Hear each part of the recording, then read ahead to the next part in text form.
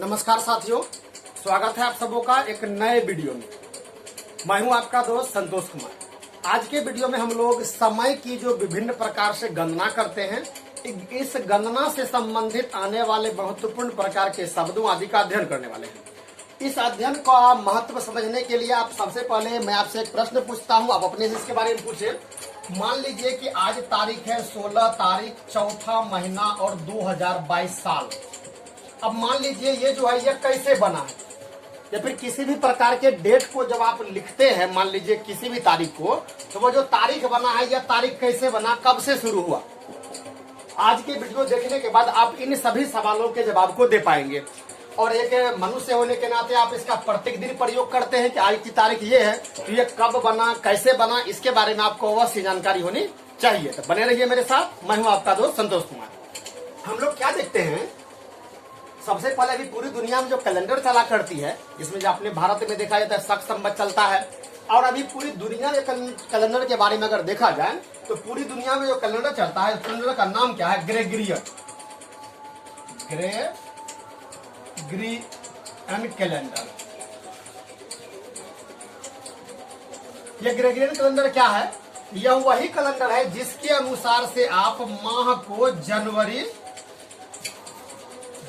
इसके बाद FEBR जनवरी फरवरी आदि में पढ़ते हैं।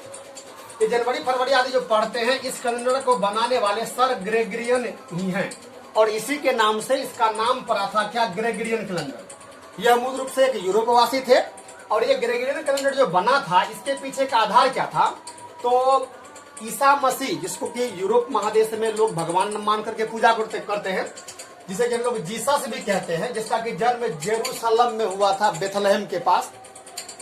अब छोटी उसके बारे में नहीं जाऊंगा। उसका जो जन्म हुआ था, उसके जन्म दिवस को ही यूरोप में समय का मूल आधार माना गया।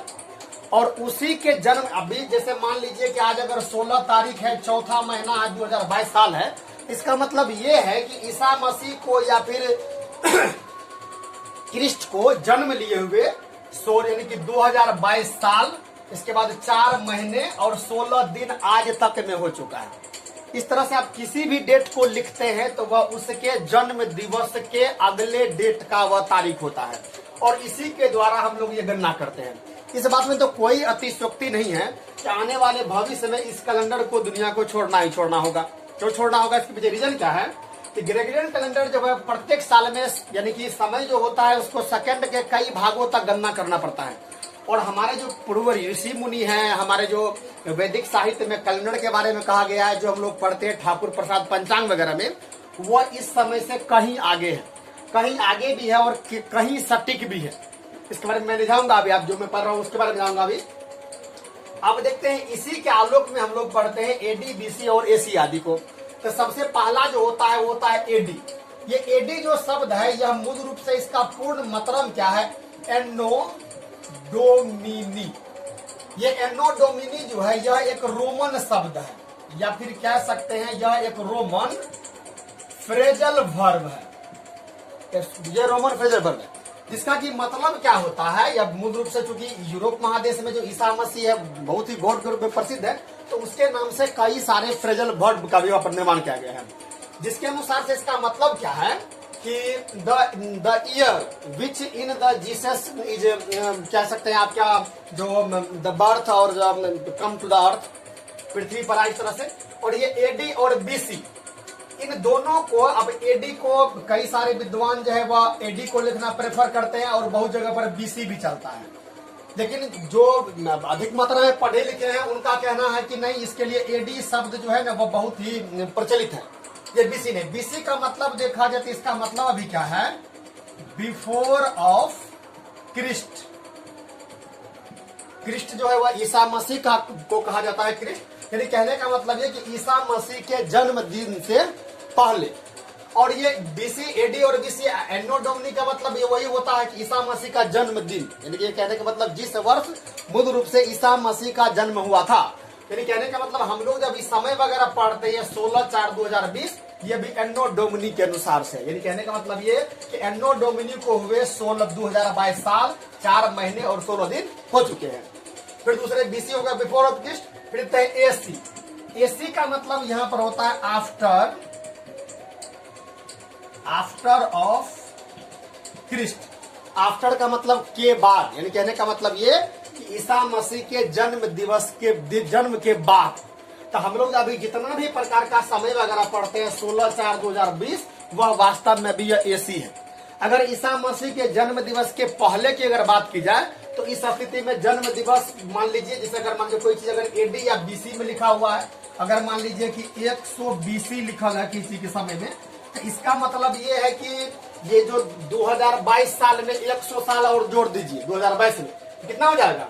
ये हो जाएगा आपको 2122, 2122वां साल में। यानी कहने का मतलब ये कि ईसा मसीह के जन्म दिवस से 100 साल पूर्व के बारे में कहा जा रहा है। फिर देखते हैं इसके बाद क्या, कई बार ये एसी आता है, फिर कई बार आता है सीई। अभी अगर वर्तमान में देखा जाए तो खास करके वे देश जो यूरोपियन कल्चर से थोड़ा चिढ़ते आदि अधिक मात्रा में है, वे लोग भी वे मूल रूप से इन चीजों का प्रयोग न करके एक अलग प्रकार के सिंबल का प्रयोग करते हैं जिसका नाम है सीई। और ये सीई का जो फुल फॉर्म होता है वह क्या होता है, दो तरह से, या तो इसे कहा जाता है कॉमन इरा, या फिर कई बार इसे पढ़ा जाता है करंट इरा। करंट का मतलब सक्रिय, कॉमन का मतलब सामान्य, इरा का मतलब यहाँ पर आपको होता है युग। और इसी में देखा जाए कई बार आता है बीसीई। तो अगर मान लीजिए वर्तमान समय के बारे में कुछ कहा जा रहा है तो वह सीई कहेगा, करंट इरा यानी कि वर्तमान युग में। और बीसीई का मतलब यहाँ पर क्या हो जाएगा, तो